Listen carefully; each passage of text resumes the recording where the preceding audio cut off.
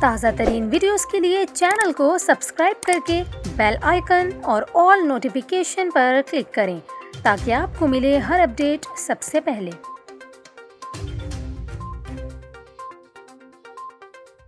اور ابھی آپ کو بتائیں، پاکستان کے سب سے بڑے شہر اور معاشی ہب کراچی میں پانی کا بحران مزید شدید ہو گیا۔ رپورٹ کے مطابق کراچی کو صرف 415 MGD سے بھی کم پانی مل رہا ہے اس وقت۔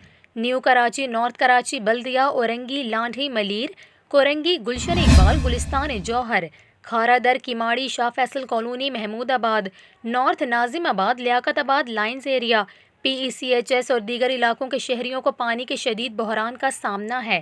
واٹر بورڈ کے ترجمان کا یہ کہنا ہے کہ واٹر بورڈ کے وائس چیئرمین نجمی عالم کی ہدایت پر انتظامیہ نے رمضان میں پانی کا مسئلہ حل کرنے کے لیے اقدامات اٹھا لیے ہیں۔